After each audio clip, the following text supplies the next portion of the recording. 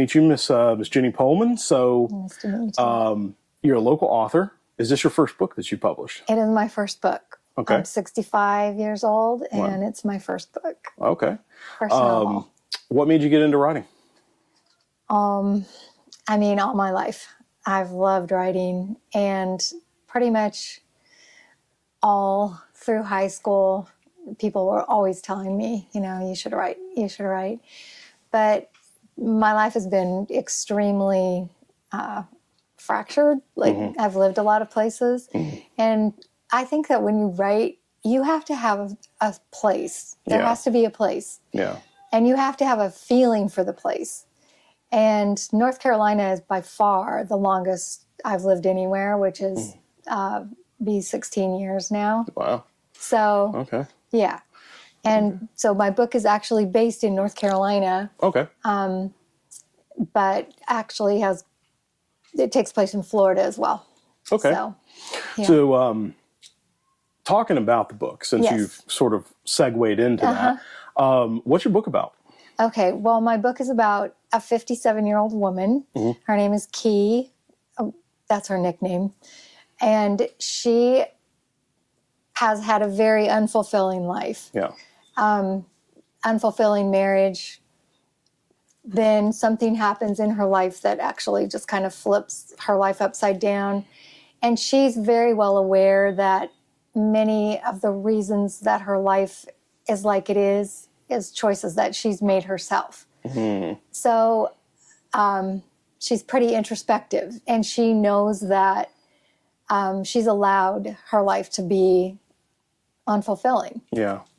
So she has a kind of a personality where she allows people to dictate to her how it is. Yeah.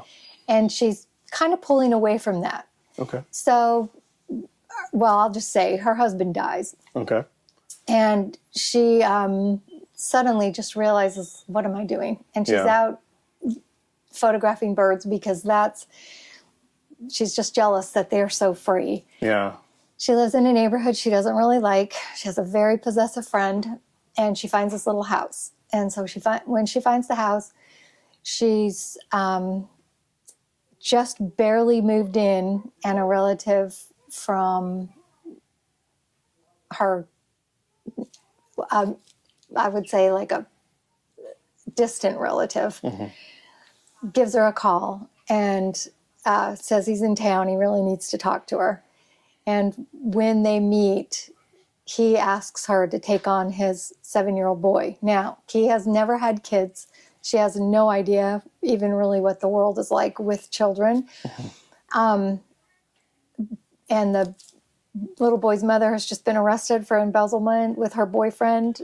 And the father is moving to United Arab Emirates. Good God. Okay. All right. That's a lot, but all right. It is a lot. Yeah. So she is very conflicted about making that choice. Yeah. She does decide to take him, but when she takes him, she realizes that she's taken on far, far more based on the child's previous life than she ever expected. Okay. And so there's like an element of mystery. There's some twists. It starts out pretty dark. Okay. I don't think you can talk about child abuse and not have it be dark. Yeah. So, and I will say that the second word in the book is considered offensive, but it absolutely fits the character that's saying it. Okay. So, what's the second word in the book? Retard. Understandable. Yeah. Yes. Yeah. I mean, and that's the thing about it is like people automatically assume that word is always it's such a negative connotation, but really and truly, I mean, people use it all the time. I mean, when you wear a flame retarded suit, it just means to be hindered in some way or another. And granted, it's not cool to say it to people, but at the same time, using it out of that context where it's just the meaning of the word, not a slur towards somebody is, so right off, you've got that. It's a slur. Well, I mean, okay, Yeah, okay, yeah. gotcha, Yeah, okay.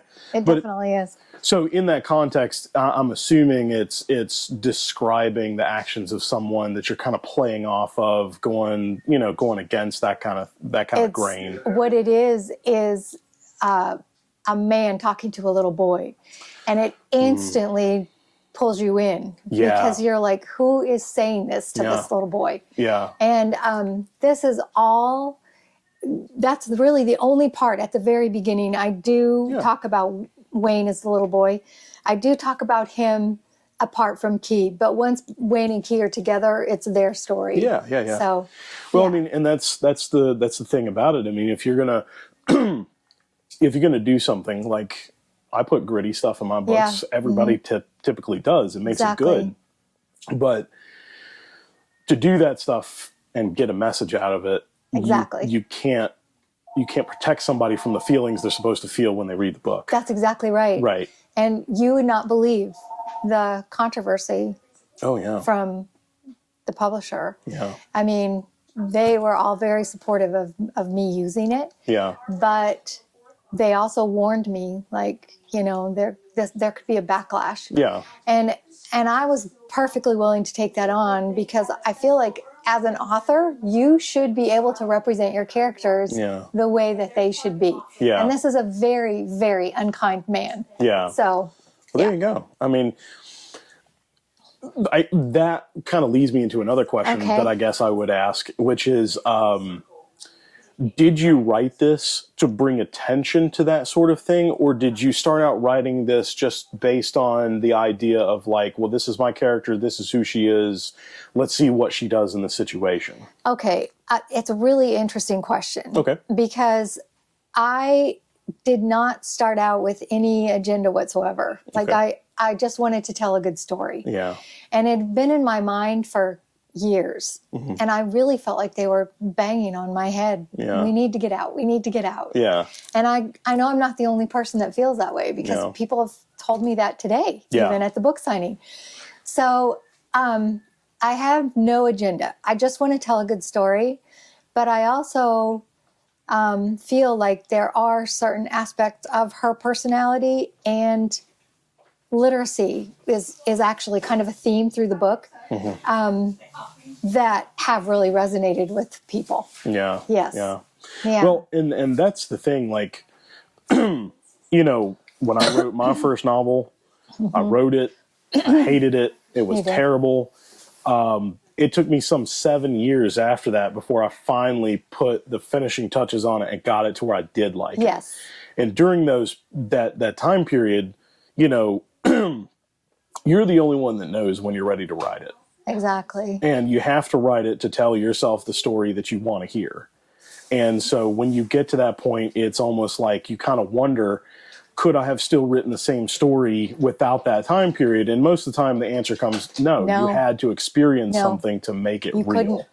I mean, really, the twist at the end of the book, I felt like I didn't even write that. I felt like the characters did. Yeah. Almost like I was out on a walk and all of a sudden it was just like, of course that's what's going to happen. Oh, yeah. It's crazy. Yeah. It's actually really crazy. I mean, so too. You have to have a certain level of insanity in order to kind of put yourself in someone else's shoes, I know.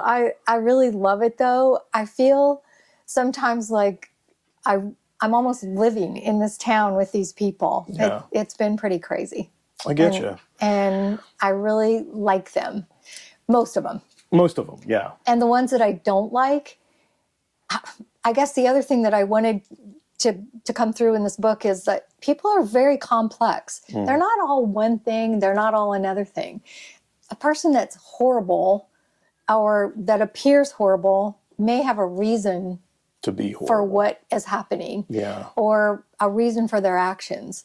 And so Wayne is the little boy. Guy is his dad. And Guy comes across as a very distant and uncaring absentee father, which he has been for the first many years of Wayne's life. Yeah. So you just have to keep reading, you know? Yeah. I get you. I totally understand. Yeah. So let me ask you this. Okay. not to get too personal, what about your life that you have experienced or situations you've been in has made it so that you have put yourself into this book in such a way? Oh, such a good question.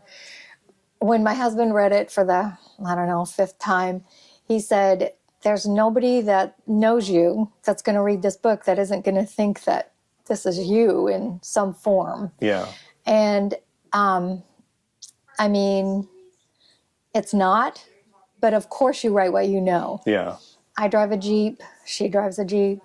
I have 11 grandkids, so Okay. the little boy's very familiar to me. The relationship with the little boy is very familiar, and there's a girl in there too. So, I mean, yes, bits and pieces of my life, but I've literally moved 38 times and Wow. lived in 9 states and 2 different countries. And Key is a Midwestern rural girl that has never left Illinois. Well, she moved with her husband for his jobs, but moving a lot, she did that until she ended up in North Carolina. I live in North Carolina, so does she. Okay. But I mean, I had kids. She doesn't. I have a really good marriage. She doesn't. Yeah. So there's a lot that's different, but I had a lot of experiences and talked to a lot of people that have had those experiences. And then you sort of make a composite of all the things that you've talked about and all the people that you know and all the experiences you've had. You can turn those into composites. Oh yeah. Yeah. Yeah. With that kind of that mentality in mind, when you kind of constructed the story, or the I should say the people and the community or whatever, the neighborhood, however you want to describe it, that is in the book, how much did all of that take you out of your comfort zone, and what's something you learned about it taking you out of that comfort zone? So my comfort zone is pretty broad. Okay. Yeah.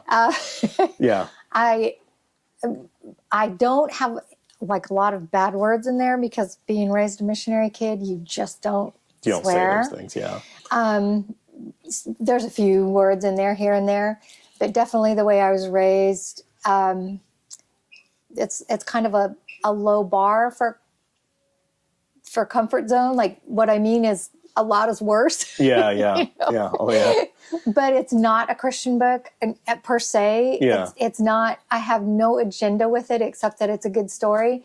But as far as my comfort zone, there's 2 characters in there that are pretty key to the whole story, and they're both Black. So that was hard for me. I just did not want to be offensive in any way in representing them. Yeah. They're actually both awesome characters.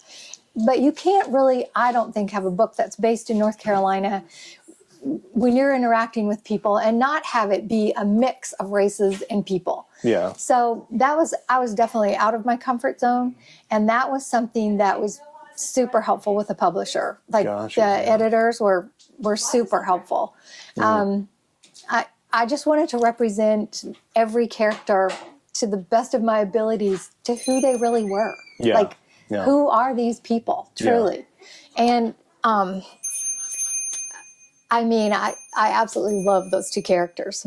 Like, so when you were writing about those 2 characters, when you finally decided that they should go into the book and you had thought about it, I mean, what kind of research did you do, or where did you kind of look to get a feel or a basis for those characters? You know, I tried not to, because I really felt like I didn't want to have any preconceived notions that I feel like everybody is an absolute individual. Yeah. And that honestly, I think there's only one reference in the entire book to skin color, because I honestly didn't care that it was represented that way, because these are just genuinely great people that truly kind of round out the story. Yeah. And I'm really hesitant to say, oh, because of this skin color or because of that culture, this is how this person should act. Right. I don't think that. I feel like, they should be free to be who they were. So, I mean, it's... Okay. Yeah. So, sticking with that, Yeah. since the characters are not what would be termed as like a monolith, they're not representative of like every single person who shares those traits, whether it be Exactly. skin color or some Yeah. sort of, I get the feeling that this book covers so many ranges of topics all in one book. How did you, like, when you wrote this down, how did you balance those topics? How did you make them all fit? It is woven. I mean, I really almost see it like a tapestry. Like there's threads and they're all woven together. More in terms of, it's under magical realism, which I kind of even don't think it is, because I think there are coincidences in life, like if things happen. Yeah. There's one coincidence in the book that might be termed like that's some serious synchronicity there. Yeah. But the rest of it is more like when you make a decision to do one thing, it can lead to a whole bunch of other things. Yeah. And so she moves out of her neighborhood that's extremely white bread, HOA, that kind of thing. Oh, yeah. And she moves to a smaller community. She doesn't even have a single thought except for just escaping. Like she just wants to run away from her life. Yeah. And when her relative guy shows up, it's just the kindness of her heart that leads to all these other encounters that lead to a reckoning. Okay. Yeah. Well, we won't give away too much. Yeah. But, So back to the question, like the threads, there are a lot. There's like possessive friendships, good friendships. There's little kids. There's literacy, and I purposely kept it concise, and the chapters are fairly short. It's 300, and I think the book itself is 304 pages long. But I tried to keep the chapters very concise. I watched a lot of Seinfeld. You know how they can put a whole episode into 27 minutes, and you're like, how did they even get all that in there? I think that kind of thinking, I like it. I like when a book just moves along, doesn't have to get dragged down into the details unless they're very key to the story. So that's what I tried to do. Okay. Yeah. All right. So about any other aspect of the book. Yes. So when you went at this book, let me ask it this way, because I don't want to be too, leading with the questions. Okay. When you went at writing this book, you just kind of threw the darts at the board and just kind of went with it. You didn't really research it. You didn't put a lot of time to that. You got more into the details of the story rather than the details that should accompany the story. I'm getting. Yeah. The whole story was kind of already in my mind. Yeah. And I mean, it's in the acknowledgments, it's in the acknowledgments. So when we used to live in Georgia, and when we lived in Georgia, I worked at Adult Literacy Center, and I met a young guy, I think he was 19, and he could not read. I mean, every week would just be, and he told me finally that it was terror, like absolute terror when he looked at letters because of the abuse that he would have suffered when he was learning how to read. Yeah. And so he would just see, I think it was his father's face when he was trying to read letters, and he couldn't get past it. Like he finally stopped coming, and I never forgot him. Like I was probably in my 40s, he was probably 18, like so much potential. Yeah. And then the other thing that, I felt like the materials that he was being given did not interest him at all. Like he was into motorcycles. He was into why couldn't we do something where you're actually reading something that engages your level of interest, especially as an adult. Yeah, yeah. So there was him. And then there was me, and I got my degree. I had a 3-year degree, but I got my 4-year degree as an adult, like in my 40s from we lived in Michigan. And so I went to like classes at night, and the internet was just starting up. But anyway, there was a lot of community college classes that you had to take, outside of the core classes at the college. And they made me take an art class, and I had absolutely no artistic ability. I was terrified of art. Yeah. I was terrified of even, trying. And my mind was just always say, you can't draw. Yeah. So I took this class, and the very first day was a book called Drawing on the Right Side of Your Brain. Have you ever heard of it? Never heard of it, no, yeah. So Drawing on the Right Side of Your Brain, she gave us the book, but then she said, I want you to draw this cartoon. It was a Beetle Bailey cartoon. Do you know who Beetle Bailey is? Yeah, I do, yeah. So it was a Beetle Bailey cartoon, and she's like, you're going to draw this cartoon, and you're going to make it look just like this picture. And I was just like, there's no way. Yeah. And so she had us turn the cartoon upside down, and instantly your mind doesn't recognize it for what it is. It sees it only as a series of lines and curves. Okay. So like Beetle Bailey's nose would just be like the letter C. It wouldn't be a nose. Oh, okay. So your mind stops with the negativity, and it just tells you that So you can draw this. It makes it digestible, yeah. It does. Yeah. And so I drew the entire thing. It was just like, okay, I need to draw a straight line here. I need to do this. I need to draw this here. And then all of a sudden, you flip it over, and it's the exact cartoon. Wow. Like, totally.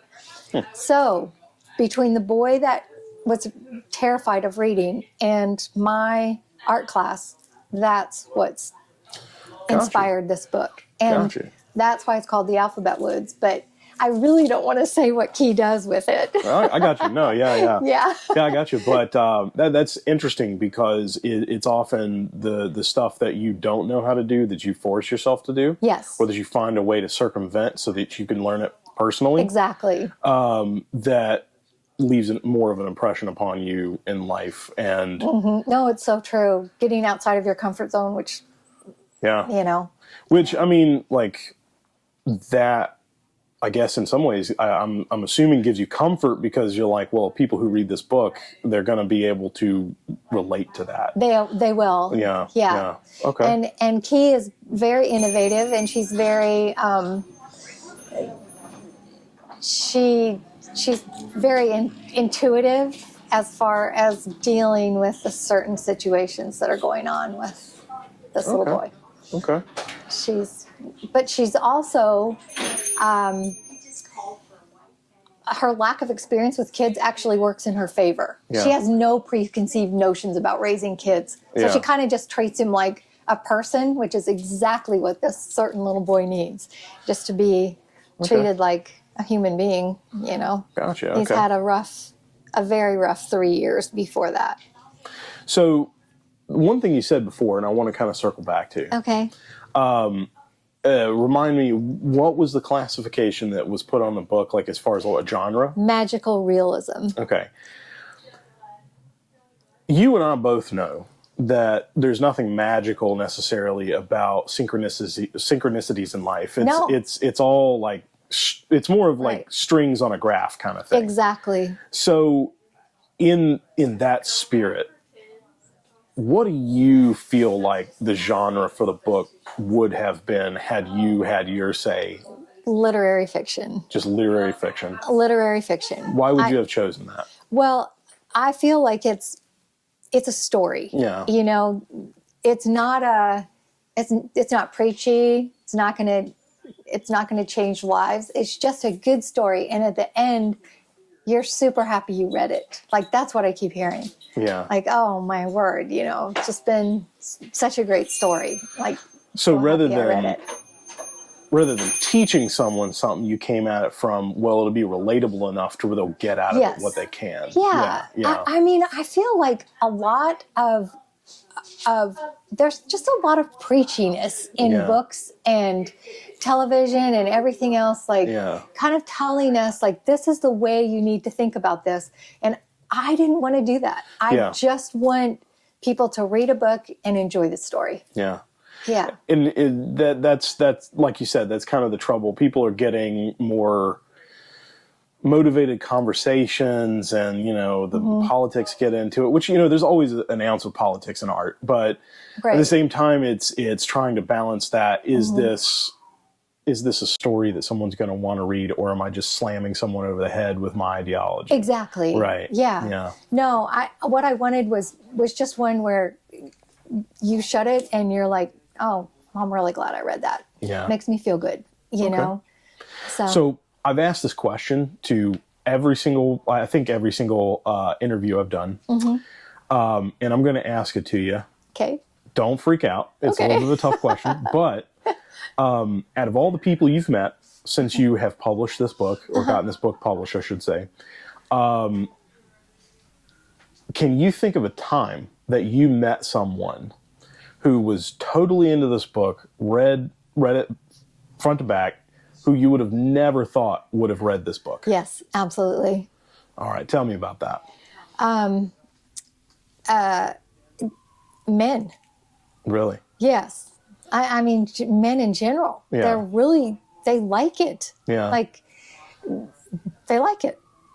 It surprised me. Yeah. And I'm talking about somebody that's 80 down to people my age in their 60s to, like, young people. Younger guys. So, yeah, I've been surprised. So the fact that, like, I guess, just to kind of expound upon that a little bit, so really your thinking was more of like, well, this is relatable to me as a woman, so it's going to be relatable to other women, and then you find that there's a lot of relatability to pretty much like a wider demographic of men than you would have thought. Yes. Okay. Well, so in the book, I did write a couple songs that are in there that have, one is about fishing that's actually been pretty popular. Okay. And then one is about finding a penny. And there's a band, and it's guys. The band is guys. And then the little boy collects cars, and they're all collectible cars. Like, that's almost like his security blanket. So there are some like more elements they're not just all womanly, but when Warren Publishing asked me, who's your demographic? Who are you writing this book for? Or who do you think? I really did think more in terms of like women who are just looking for a good story. Yeah. So I have been surprised at the reaction of the men. Cool. That would be, I can think of like 5 or 6 right now. Wow. Okay. So, what's, since you've been published, because this is all new to you. It's very new. And you've never been in this world before. Never. So far, what is your favorite thing about being an author? I'm pretty extroverted, but I'm also pretty introverted. Yeah. Do you know what I mean? Yeah. Oh, yeah. So, I mean, I love a good party or whatever. So the thing that I've liked the best about it is that it's actually forced me to be probably a lot more extroverted. Like, I've loved people's reaction. Yeah. Like, I've just loved it. I've loved hearing from people, like, just how much they enjoyed it. As far as like the harder side, I'm just not. I'm perfectly happy to sit in my house and write. Yeah. Yeah. But I also really like this part. Yeah. I really like it. I love talking about books to anybody, any book. Yeah. I mean, I've been in book clubs and I've also like really enjoyed the element of people have been so surprised. Yeah. Like they had no idea I was even writing the book until I said I was publishing one. Wow. I didn't even tell my husband I was writing it until I was done. Wow. Okay. Yeah. Sort of a secret writer kind of thing. Well, I had absolutely no confidence Yeah. that it was going to be good enough. So Warren Publishing has a thing where for $15, you, at least when I did it, you send them your manuscript and they will look at it and tell you. So I sent them a really rough copy. Yeah. I was done. And I just said, I just want to know if I should even do this. Yeah, should I go ahead with it? Does it have any merit, any potential? And they sent me a contract. They were like, we love it. Yeah. And then that's when I went into the editing process, and that took from April of last year until November. Wow. Yeah. Okay. So that's not a bad sort of introduction to the writing world. It's tough getting started, and especially these days when, like we had talked about before, to where it's like these big publishers, they don't care about the idea if it doesn't hit this box, and this box. Right. And getting to the point that you start going out in public after the book is published, it's always difficult to get out there. But like you were saying, I mean, it's always the fans that make it worthwhile, I've just been so surprised. Yeah. Like I had no idea that people would respond to it like they have. Yeah. Like it really surprised me. Yeah. And I'm really gratified, and it's very humbling. Like it's very humbling to me that you're just sitting in your basement with your MacBook Pro, Just typing writing. some words and coming up with these characters. And then you're getting texts and emails that are just like, I'm just already in love with this. And, I can relate to the possessive friend or whatever. Yeah. And I also truly believe in humor. Like, I mean, I think there should be things that are funny in there. Like, like I love humor. You gotta soften something sometimes with the humor, so it has that sort of like fluidity to it. Right. Yeah. Right. Because I mean, oftentimes it's hard as a writer because you see life as like when you're experiencing it as something rigid. Yeah. Like you can't escape it. Yeah. But when you sit down and you have a chance to kind of reflect on it, it just seems much more laughable than what you thought. Oh no, it's so true. So it's so true. I always think about the trope of that people say when you have an awkward moment or a moment that just really pissed you off in life. Mm-hmm. And then you get later in life and you're almost retirement age and you look back and you're like, that was funny. That was really hilarious. And the time that you look back on it really softens the experience kind of thing. No, it's very true. Yeah. So. It's very true. And actually, I think writing about things like that softens it too. Yeah. And the thing that I love about writing is, all along when you're writing, I'm writing the sequel to this now. I mean, this is very much standalone, but the same characters are going to be in the next book. And that's been some pressure, like, can't wait for the sequel. Yeah. So I love being able to just go back and say, no, he wouldn't say that because this happened down here, so I can change this up here. Yeah. And you can't do that in your life. No. If it happened, you can't go back and rewrite it. Yeah. But in a book with these people, yeah. I'm writing and I'm going down and I'm like, you know what? That doesn't make, I don't like that they said that up there because that makes no sense here. So you can just go up and change it. I love that. Okay. And then the other thing too for me was I just went into panic mode when I signed off on the book. Yeah. I could not settle down. Yeah. I felt terrified because up until that point I had all that control. Yeah.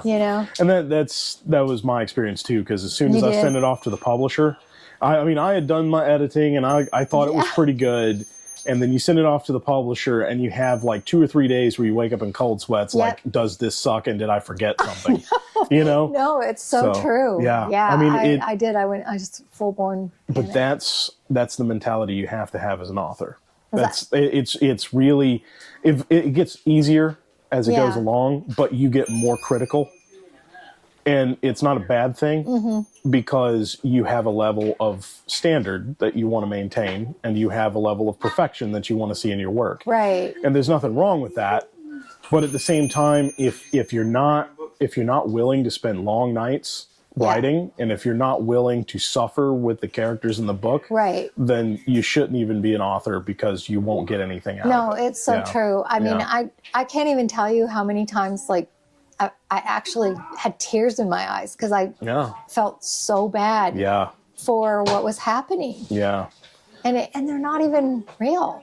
But you're along for the ride too. Yeah. Oh no, you know. really are. Yeah. Yeah. You don't And get to dictate it's all some things. very, very new to me. Yeah. Like this is very new. Yeah. But I'm never been as passionate about any kind of job that I've ever had as writing.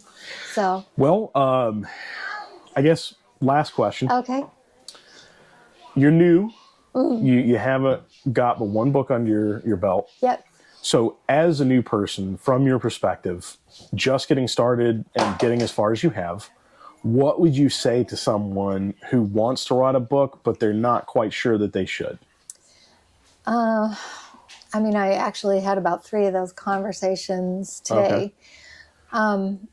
Honestly,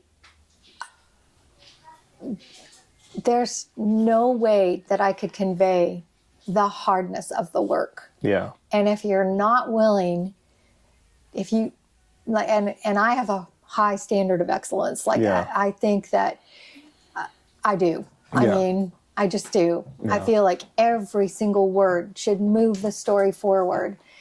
Then don't do it. Don't waste your time if you aren't willing to make it at the hardest work you've ever done. Yeah. Okay. Yeah. I could definitely see that. I could definitely agree with that. You're your own worst critic. Yes. And if you tear your stuff apart early on, it makes it more ironclad later on because you're saying, no, I've already done the work. I've already done what you're criticizing me for. I've already ripped it apart and I've fixed it. So I know it's better than what you're saying it is. Yeah. Right. It gives you a confidence kind of. Yeah, it does. Yeah. And in fact, it was interesting because the very first edit, developmental edit, editor actually changed some conversation, and it wasn't in line with the character at all. Yeah. And that's when I really realized, like, I am 100% invested in these people. Oh, yeah. I took it personally. Yeah. It wasn't right. And there were many, many edits that they did that were absolutely right. Yeah. And this book is definitely a result of some awesome editors. Yeah. But when it came to the personalities and when it came to how they would talk and what they would say, the words that they would use, I wanted to own that. Yeah. That was my ownership. And let's see, I mean, what else would I tell them? Set yourself free. Like, don't think about the outcome as much as you're thinking about the journey. Yeah. That's so ridiculous. It sounds like every hike you ever went on, better enjoy the journey. But it really is the journey. Yeah. And that's probably something that I've really learned is how to actually enjoy sitting down and getting it out there. Yeah. Like watching the story kind of like unfold. Yeah. Line after line. Okay. Yeah. Awesome. Well, it's been good. Appreciate you coming on the very show. Much. Thank you so much. Love to do it again sometime. I would love to. Yeah. I've got another book that I'm writing. Okay. This one will have a missing person. Okay. But once again, you know, I don't want it. If there's anything I don't want it to be type. It's no type. It's just what it is. Yeah. Yeah. Okay. Yeah. Well, definitely, I'd love to have you back on I would whenever love to. you get the second one finished and published. Just let us know. So. All right. I Cool. will.